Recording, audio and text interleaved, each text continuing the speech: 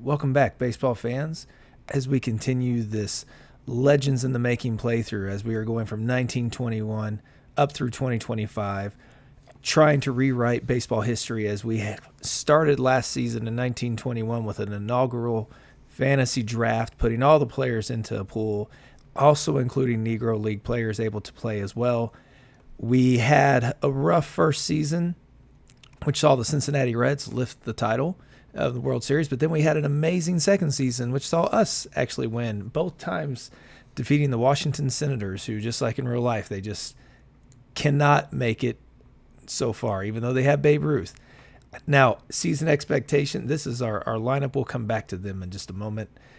Thought we'd start with a Hall of Fame class that was inducted this season. Honus Wagner, Eddie Plank, and Ed Walsh were all inducted on their first-year ballots. Dropped from the ballot, Harry Davis, Red Murray, Hans Lobert, and Johnny Evers. Johnny Evers kind of surprised me. He was a top player in his day.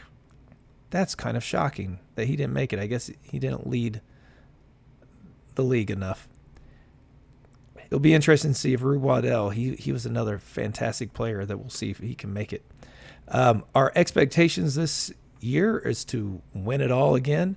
The top 100 prospects published, we do not have any of the top 10 this season.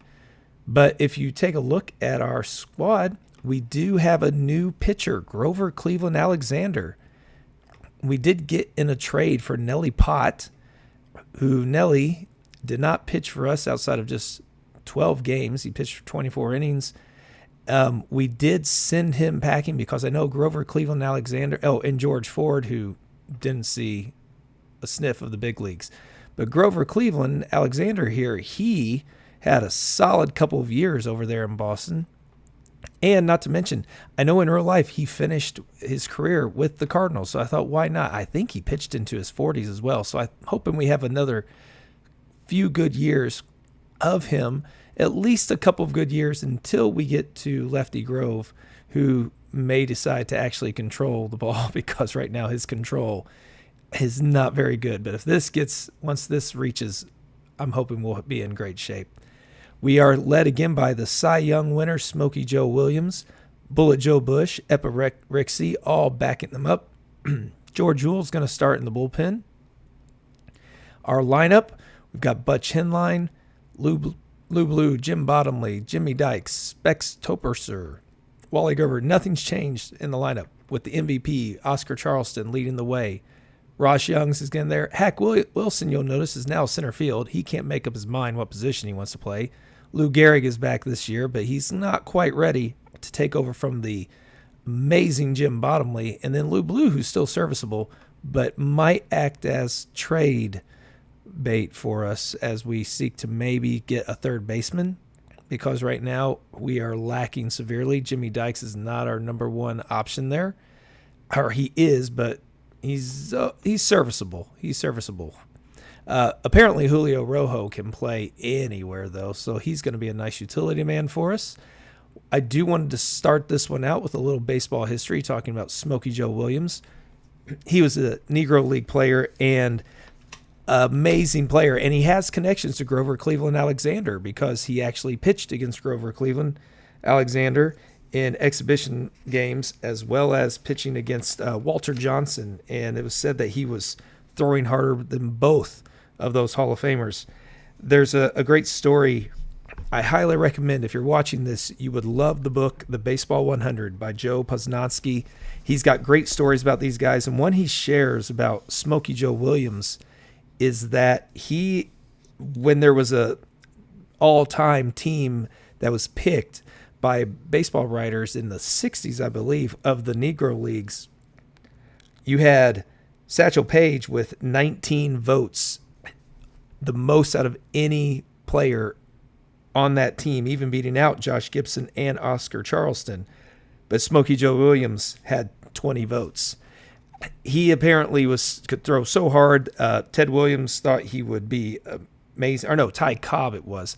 Thought he would be a 30-game winner in the major leagues for sure, and that's high praise coming from Cobb. And our guy here, Ross Youngs, apparently legend holds, gave him the nickname Smokey Joe after seeing Williams' fastball. So there's a little background there and explains why Smokey Joe Williams has been so phenomenal for us in leading the league in innings pitched and ERA last time. Whip, he look at that, 30-game winner, just like Cobb said. So at the age of 36.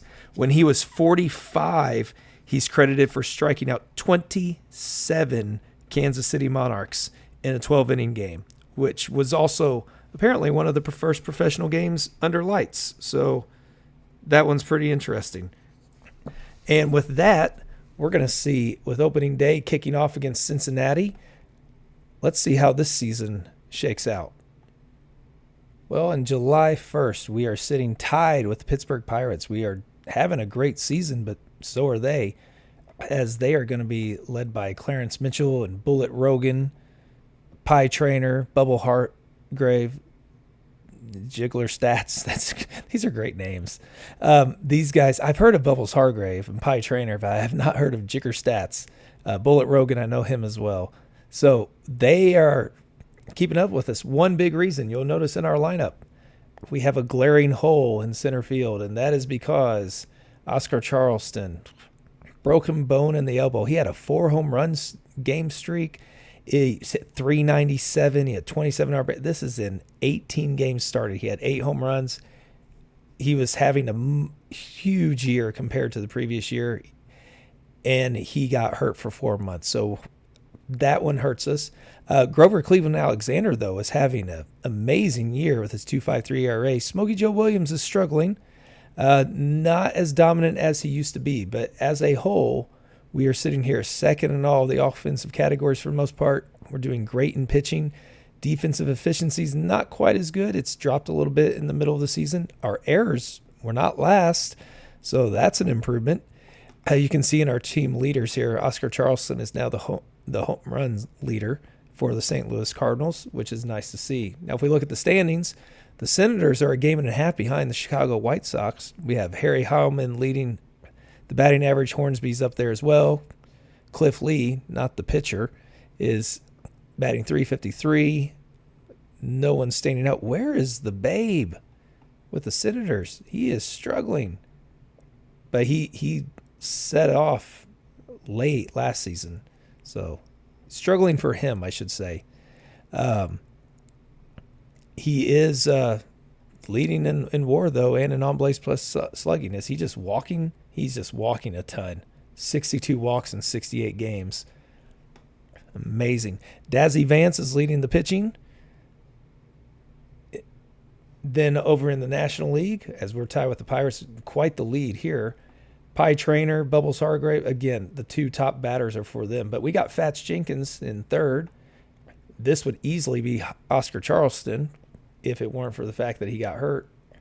RBI would probably be him as well. Stolen bases, he'd be up there. So it's really sad that he went out when he did. Look at that, 33-game hitting streak for Fats Jenkins, though. Earned run average, our trade guy, Alexander, third.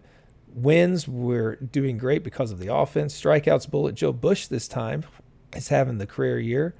But Smokey Joe Williams still leading in the pitcher war. And George Ewell, 7 saves.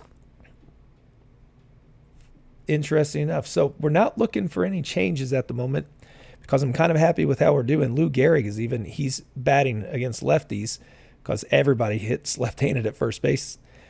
So he's actually, hitting .323. He's only 20 hits, 62 plate appearances because Jim Bottomley is just fantastic over there. So we haven't made any changes there. Butch Henline, our guy that we brought in last season, is doing well at catcher for us.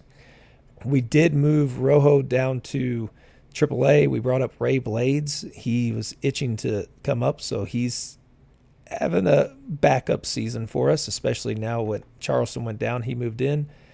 Then our outfield, solid. Hack Wilson's starting to hit the ball a little bit, but he's only been up to plate 44 times. Ross Youngs is leading us on the offense this time, though, with his .322 leadoff. No home runs, but he's on base 40% of the time, basically. But Fats Jenkins, look at that, .446 on base percentage. He is doing fantastic with what he's got going, carrying the team. So it's going to be interesting to see because our middle infield is not as strong as it was last year. They're playing a little weaker, but hopefully we can hang on again. Not planning any trades, If something comes along that we feel we need to put us over the top, we'll try for it because we do have some trade potential in Lou Blue. We don't need 3 first basemen. These guys are both young. We know what Gehrig will probably end up being like. So we have that we could offer. Maybe a pitcher we could trade. Epirixi is 32, so we'll see. But let's find out where we go a little bit further in this season. Well, as we get to September and the roster expansion, things have not gone our way. We're still having an okay year. Pittsburgh's running away with it now. In the American League, the Senators have gotten on track. Babe Ruth is up to 16 home runs. He's doing his thing, hitting 348 as well. Harry Hallman is flirting with 400. Fats Jenkins and Jim Bottomley have taken over in the hitting. We just miss Charleston so much, and the pitching has not been there, with Smokey Joe Williams having a 4.42 ERA this season. And the whole pitching staff has really struggled in the second half. It looks like we're doing better in defense, but something's not clicking because we just are not able to put wins together, and their ERAs have been going up and up. We did make a trade for a third baseman that looked like it was going to be pretty promising when we got another Negro Leagues player, Dave Malicher from Philadelphia, having a solid season in Philly. He came over, he was off to a hot start, 18 hits in just 16 games, got hurt for 6 weeks. So unfortunately, he's no longer going to be on playing this season either. So we're going to finish out the season and see, will Pittsburgh be facing the Senators, and will the Senators actually get their World Series title this season? Well, the Senators came up short yet again, losing 4-1 to the Pittsburgh Pirates.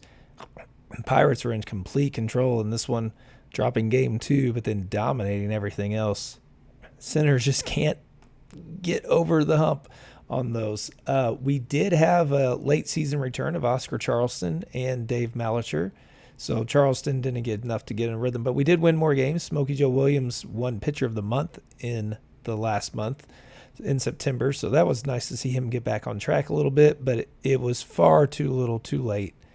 We did get our first batting champion for the team, with Fats Jenkins winning it on the last day to pass the Gray Eagle Tris Speaker to hit 372. So that was exciting. And we have our first draft pool revealed. I wanted to show the top draft choices before we do the draft and see who we end up coming out with. Look at the draft pool a little bit. Jimmy Fox, the 15-year-old, I don't think he's going to be playing for a while, but he's our number 1 prospect. Probably not going to end up with us. Carl Hubble, it's another one we'd like to find. Willie Wells from shortstop, that would not be bad for us. Charlie Gehringer, I do know him. Having a nice middle infielder would be great. But outside of that, I don't know a lot of these others, so we'll have to dive in. On the draft pool here, Jimmy Fox, Gehringer, Willie Wells is the number 3 overall prospect. Interestingly enough, there's not many pitchers up here. It says all players, but I don't think that's all players. Oh, all batters. There we go. So Carl Hubble is up there. Wyatt Clark is, but we don't really need a pitcher unless somebody stands out as amazing here. We need more help hitting, I believe, because we're going to have solid rotation coming around, and we're waiting for Lefty Grove to decide to emerge. And we have George Ewell at 25 who can be serviceable. But these other guys are pitching great, so I don't see any changes we need to do there. We don't really need, it looks like, to fix anything other than we could use some help. Well, Malicher, if he plays the whole season, we're okay there. So it's just about finding the best young players we can that we feel like we can, that will fit in where we need them, because we're hoping some of these guys are going to emerge. We don't have anybody up in age, but we did remember have that 22-year-old retire on us out of nowhere, which left us in a lurch for catcher after the first season. So, all right, we will take care of the draft and see what kind of team we put together. All right, we are at opening day for the 1924 season. To catch us up on the off season, well, we've got not a lot of changes other than the draft, where we can find that if we go and we will see that we drafted. Oh, where are we looking at? Here we go. Wilson Reedus, left fielder, was our first pick in 14th overall. Then we had Joe Strip, a DH, because he can't play defense, but he could potentially turn into a hitter.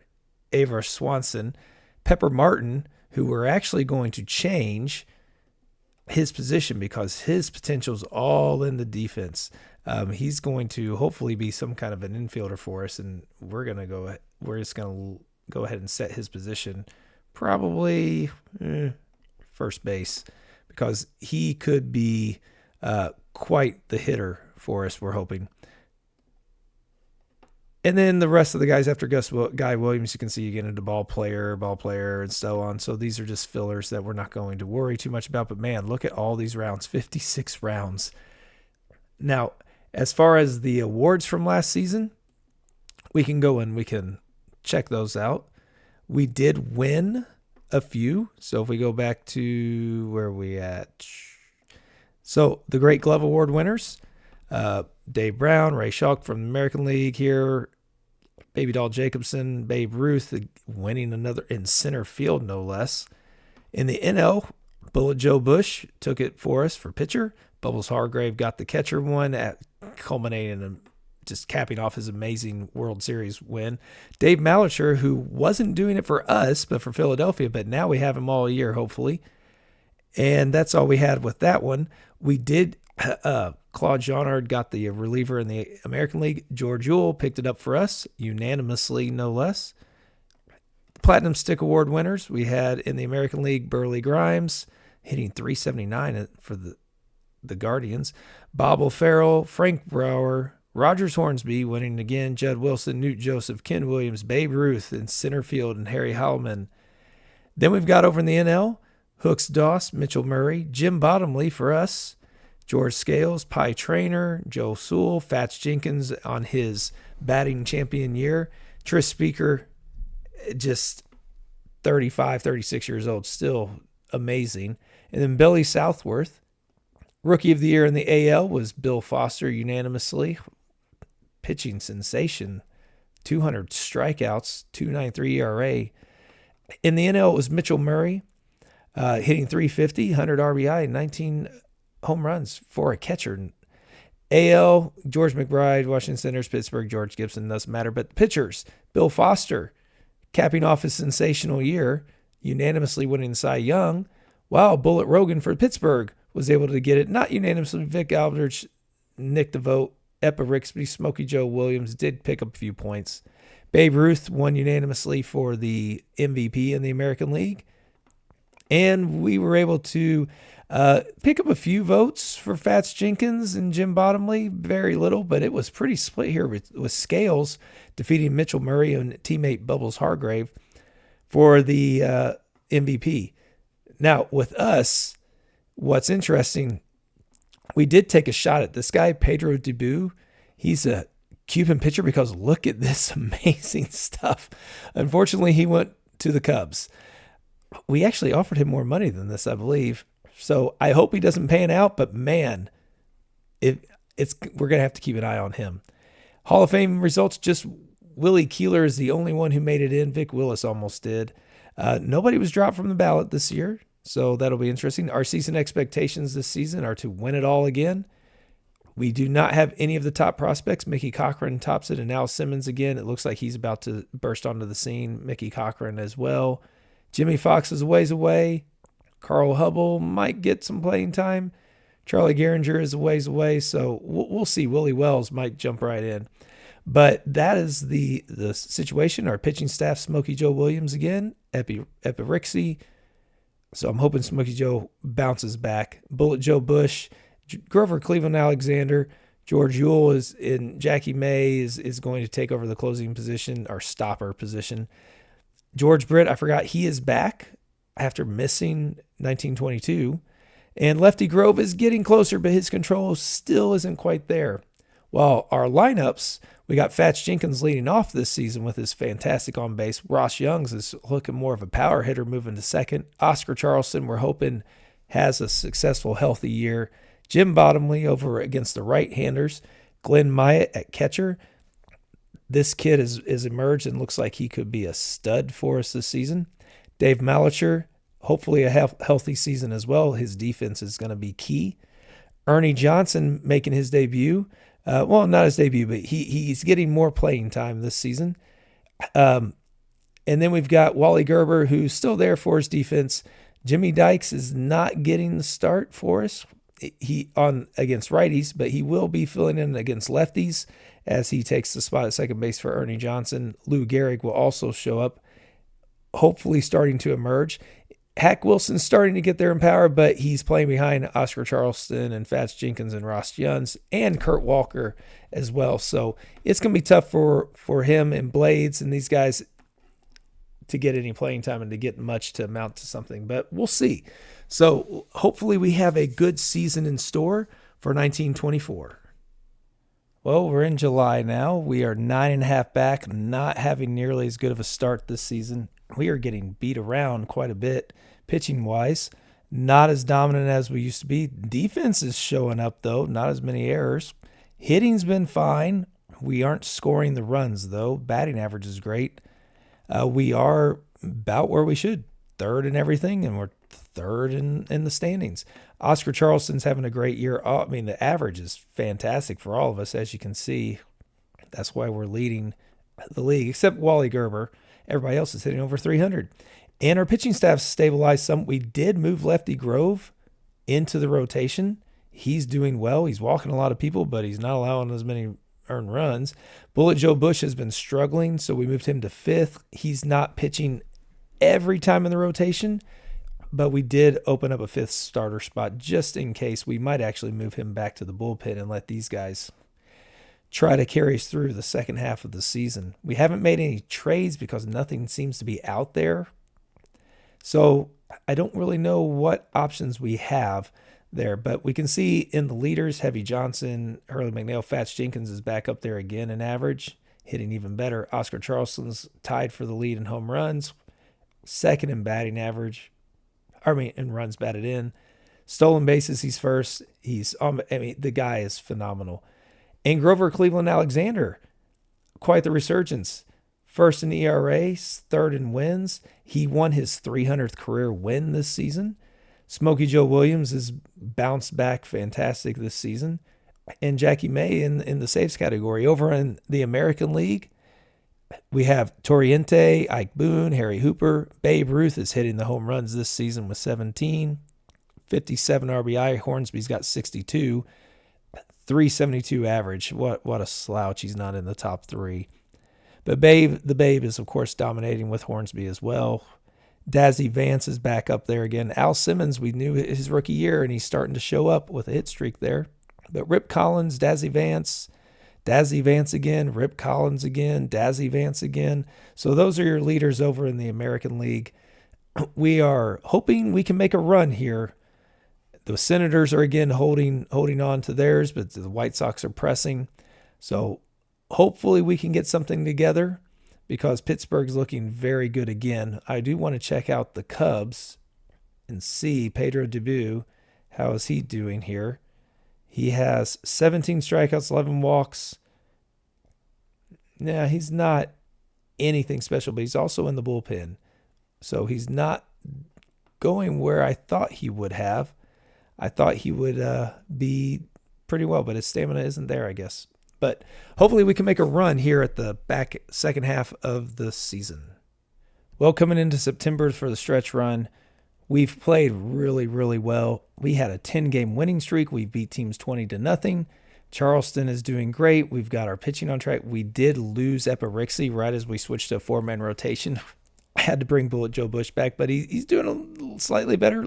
Lefty Grove's pitching a little bit more than I want, but we're getting by. But the problem is Pittsburgh's just not slacking off. They're making themselves impossible to catch, so it's going to be a struggle. Our offense has picked up a lot, but the defense and the pitching is just not quite what we need it to be.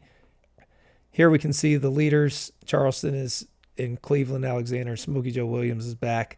They're doing great. Over in the American League, Babe Ruth is back to hitting his home runs with 29, and Torriente with a 419 average. is crushing it. There's Wally Pipp with his 18-game hitting streak. Happy to not be on Lou Gehrig's team coming up, which Jim Bottomley is going to be the victim of that instead, it looks like, if Gehrig emerges as we expect. Chicago Cubs, let's check in on Pedro Dubois. 2.93 ERA. He is doing quite well. 13 saves, 31 strikeouts. He could be a dominant force if they give him the ball more. So hopefully we have one last push in us down the stretch. It's going to be tough to catch them, but we'll see if we can pull it in at the end here. Well, the season ended. We got close. We got as close as 2 games behind Pittsburgh, and then we fell off at the end. Epirixie did come back. It helped us make a run. Oscar Charleston with a fantastic season again. We got so close, but we could not quite catch Pittsburgh. They ended up going to the World Series against who else but the Washington Senators in a rematch. And again, Pittsburgh defeats the Senators 4-1 with Bullet Rogan getting the series MVP. As far as the league leaders go, Hurley McNair took the batting title in the NL. Joe Hauser took the home run championship. George Kelly RBIs, Charleston was third. Frankie Frisch, stolen bases, Charleston was third. On base and slugging, McNair, Charleston was third. But WAR, Charleston dominating because of that defense as well. Malicher had a great hitting streak for us and hit 321, so he is proving there. And Grover Cleveland Alexander leading the way with earned run, wins, not quite strikeouts, but Smokey Joe Williams cleaned that up for him on a great bounce-back season. Jackie May, we led in saves again. I don't know why we keep leading in saves, but we do. And Smokey Joe Williams third in the WAR. Batting average over in the AL, the title went to Torriente. Hornsby got third. Ruth leading the way with Hornsby, 19 home runs. RBI again with Ruth. OPS, Ruth. WAR, Ruth, and Hornsby just even above Oscar Charleston, which is amazing. Wally Pipp had the longest hitting streak. Earned run average ERA title went to Rip Collins. Dazzy Vance got the wins. Herb Pennock and Rip Collins not far behind. Strikeouts went to Dazzy Vance by far, 275, dominating everybody, even Smokey Joe. So he's setting new heights with his strikeout totals and therefore getting the leader in WAR. And Bill Foster, a reigning Cy Young winner, having a okay year. His ERA was up, but his WAR is still fantastic. So that brings us to the draft pool. The top prospects this time are Bill Dickey, Buddy Meyer, Sam West, Shanty Hogan. I don't know any of these. If we take a look at the mock draft, this may change based on where we finish. We might be drafting a pick or two better because this is last year's. They expect us to take Stack Martin, but again, I don't know any of these players. So if we look at the potential for all of them, I mean, Bill Dickey, I do recognize that name some, but I'm looking at any of these other top players, and maybe you know some, but I'm not familiar with a lot of these. So this group is something that will be different. I don't see anybody who's maybe a hidden gem name that I recognize. I think Bill Dickey is definitely one. Joe Cronin, recognize that one. I've just missed him. So it's going to be interesting to see if we can get anybody out of this draft. I'm not expecting much, but I don't think we need a lot either because we do have a solid team coming back. Lefty Grove is starting to emerge. Epirixie's still there. Smokey Joe Williams is still at 38 doing his thing. Grover Cleveland Alexander at 37 is doing his. And I'm hoping Bullet Joe Bush and George Brick can bounce back, or George Ewell can step up and fill in the gaps. Offensively, it's a plethora of riches. We could use, again, we probably need to ship out Lou Blue, especially with Gehrig emerging. Gehrig and Bottomley are all we need here. So Blue's probably going to be shipped out. Maybe find us a pitcher if we can, or a middle infielder to go because Gerber is starting to slip. We do still have Jenkins and Charleston and Youngs with Wilson and Walker and Wilson Reedus and Ray Blades all wanting to get a piece of the action. So I don't expect much from this draft, but we'll see.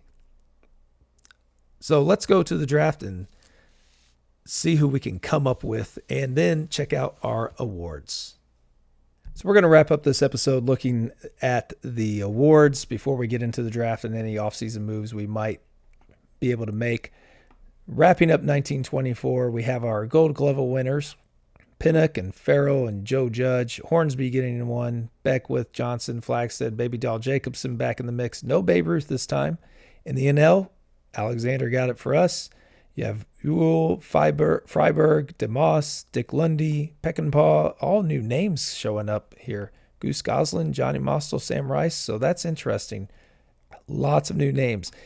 The reliever goes to Claude Jeannard with his 24 saves. That's getting into record territory. Debut gets it. The guy we were trying to get, he ended up being the force that we... Oh, but wow, look at that. He's just fallen off a cliff. He had 1 year. Interesting. Wow. In the Platinum Stick winners, we have Joe Schott in the American League, Wally Shang, Wally Pipp getting one, hitting .345, first base. Hornsby gets another one, Beckwith, Joseph Musial, Torriente, of course, with .406, and Babe Ruth showing back up, getting what he usually does here in the Platinum Sticks. And then over in the NL, we have Bullet Rogan, who just had a phenomenal season. We got one with Myatt.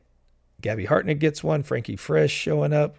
Dick Lundy, Bismacki, Zach Wheat getting one for first time at 36. Oscar Charleston's back in the fold after a healthy season.